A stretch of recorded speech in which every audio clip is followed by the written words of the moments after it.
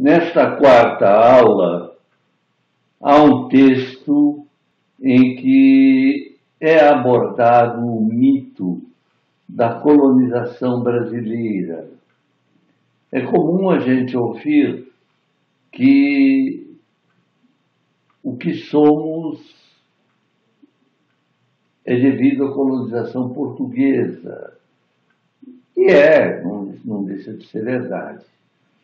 Mas que se nós fôssemos colonizados pelos ingleses ou pelos franceses, a coisa seria diferente. E, efetivamente, não é verdade. O espírito colonial dos séculos XVI e XVII, prolongando-se no século XVIII e no século XIX, é o mesmo. O espírito de expansão colonial, de imposição de uma nação sobre um grupo heterogêneo, ainda em condição pré-nacional, é o mesmo. É só observar ou comparar o extrativismo implantado nas instituições brasileiras com o que a Inglaterra fez no Egito, no Sudão, no Quênia, na Tanzânia, na África do Sul, na Índia e mesmo no sul dos Estados Unidos. Ou que a França fez no Senegal, no Congo, no Chad, em Camarões, na Costa do Marfim, em Madagascar, na Argélia, foram mantidos. O espírito extrativista, explorador de riquezas esteve presente em todos esses países, em todos esses hoje países, naquela época não era. Em verdade, o processo colonial que aconteceu e que é motivo de admiração nos Estados Unidos, no Canadá, na Irlanda, na Austrália, na Nova Zelândia, é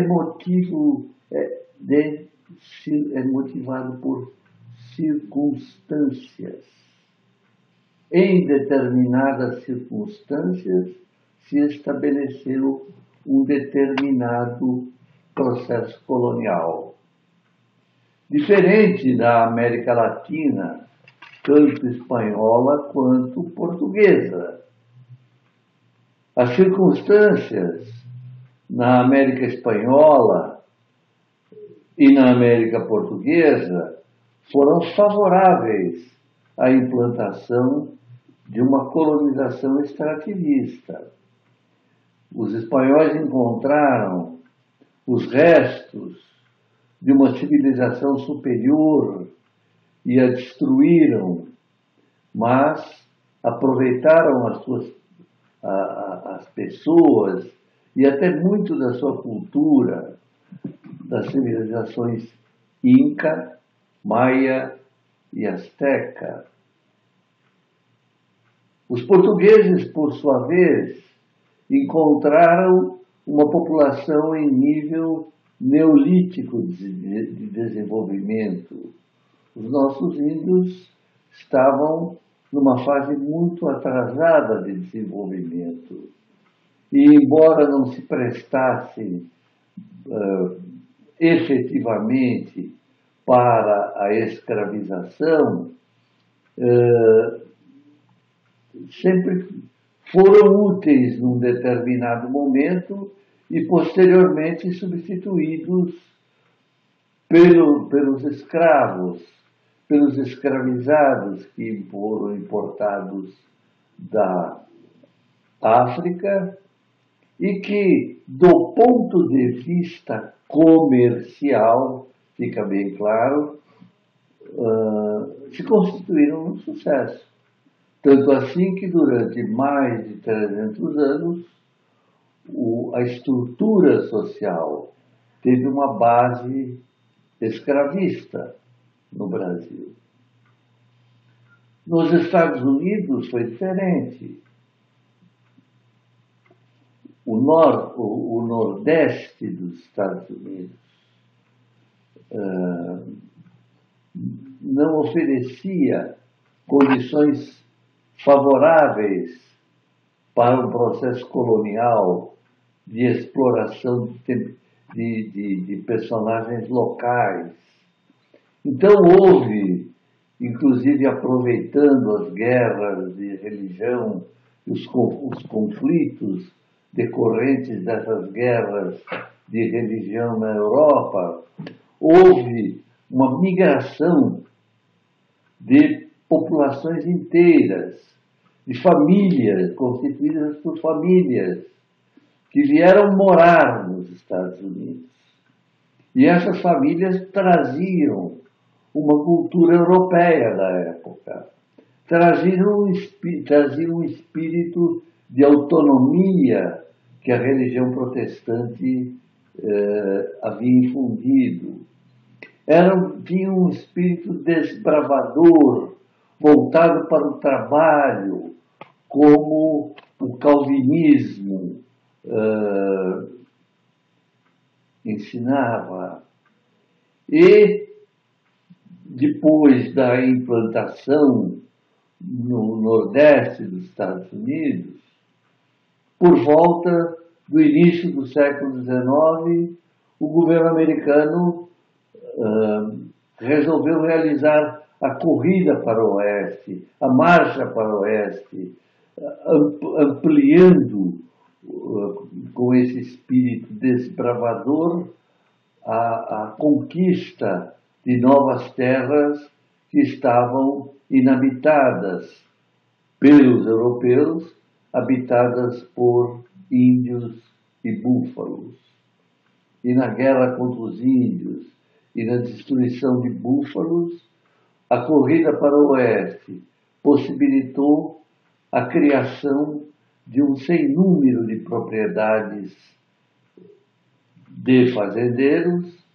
Ao longo dessas fazendas se formaram pequenas cidades autônomas, com banco, com bar, com igreja, com escola, enfim, com tudo aquilo que exigia uma população que vive em comunidade. E enquanto se construíam pequenas comunidades nos Estados Unidos e que se espalhavam por todo o centro, que depois se chamou Centro-Oeste, enquanto isso ocorria nos Estados Unidos, nós aqui cultivávamos o latifúndio. Daí a diferença de colonização, porque é óbvio que quando o indivíduo é proprietário de uma terra, quando isso faz com que ele assuma direitos, com que ele considere direitos. E a partir desses direitos se configure um mínimo de condição de política, de justiça, de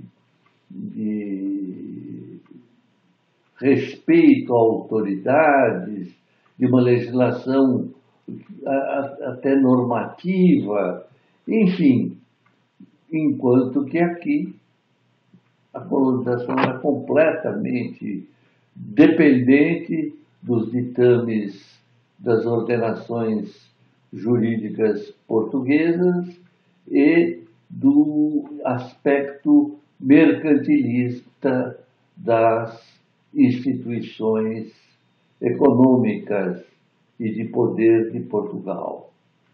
Esse texto é importante ser lido, estudado, percebido, para que se tenha uma ideia de que foram as circunstâncias que determinaram os tipos diferentes de colonização, e não a origem, a língua, a religião, etc.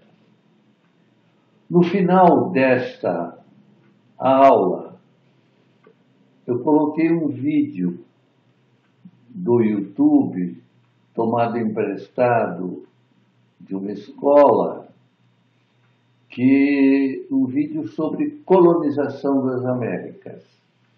Esse vídeo ele é didático e está colocado em nível de segundo grau. Porém, é importante para nós darmos uma relembrada de todo o processo colonial para, posteriormente, aprofundarmos o que se passa no Brasil.